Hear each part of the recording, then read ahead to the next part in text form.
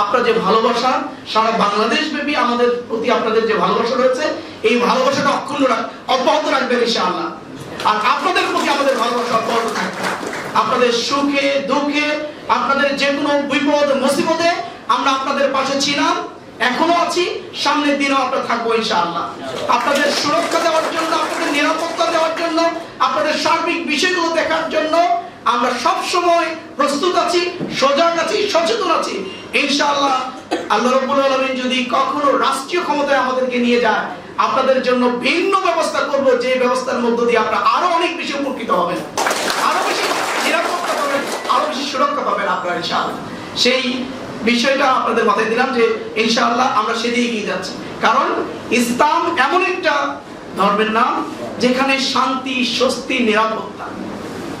আল্লাহ রাসূল এমন একটি সমাজ তৈরি করেছিলেন, এমন একটি পৃথিবী করেছিলেন যেখানে বলা হতো হযরত স্থান থেকে হযরত মাউন্ট পর্যন্ত একজন পথিক হেঁটে যাবে, একজন মানুষ হেঁটে যাবে, একজন ব্যবসায়ী হেঁটে যাবে, একজন নারী হেঁটে যাবে। সে কোন ধর্মের নারী এটা বিষয় না, হেঁটে যাবে, গভীর অন্ধকারে হেঁটে যাবে, তার সম্ভ্রম হানির কোনো সম্ভাবনা থাকবে না। একজন ব্যবসায়ী লক্ষ কোটি টাকা নিয়ে রাতের অন্ধকারে একা একা হেঁটে যাবে, সে কোন ধর্মের কোন সম্প্রদায়ের মানুষ এটি বিবেচ্য বিষয় নয়। মূল বিষয় হলো তার নিরাপত্তা দিতে হবে।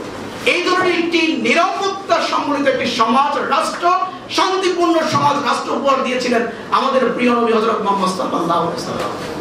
আমাদের প্রিয় দল বাংলাদেশ জামাত ইসলামী আল্লাহ রাসূলের দেখানো পথ অনুসরণ করে সেই ধরনের সমাজ, সেই ধরনের রাষ্ট্র উপহার দিতে চায় বাংলাদেশে, যেখানে থাকবে নিরাপত্তা, যেখানে থাকবে ন্যায় বিচার, যেখানে অবিচার থাকবে না, দুর্নীতি থাকবে না, যেখানে সুদ থাকবে না, ঘুষ থাকবে না, যেটাই মানুষের জন্য অকল্যাণ সেটা সেখান থেকে নির্মূল করে দিয়ে এখানে আমরা একটি সমৃদ্ধির বাংলাদেশ, নিরাপত্তার বাংলাদেশ, সমৃদ্ধ বাংলাদেশ আমরা গড়ার জন্য কাজ করবো ইনশাআল্লাহ।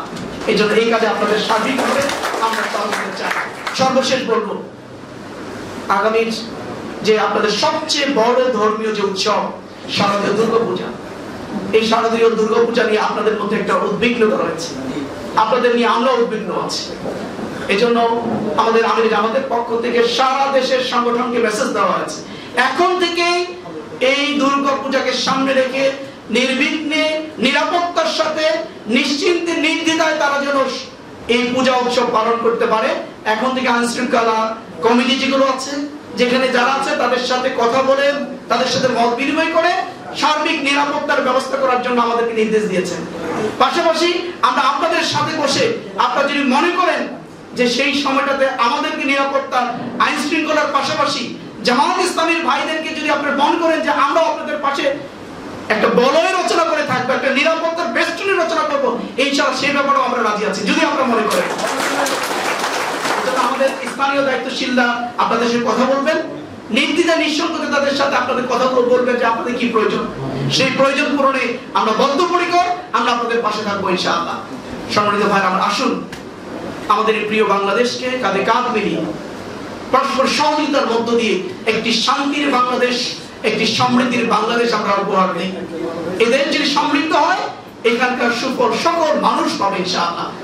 এদের যদি নিরাপদ হয়, সকল মানুষ নিরাপত্তা পাবে ইনশাআল্লাহ। তাই আসুন আমরা কাঁধে কাঁধ মিলিয়ে একটি অসাম্প্রদায়িক সম্প্রীতির বাংলাদেশ গড়া, সমৃদ্ধ বাংলাদেশ গড়ার ক্ষেত্রে আমরা পরস্পর সহযোগিতা এগিয়ে যাই।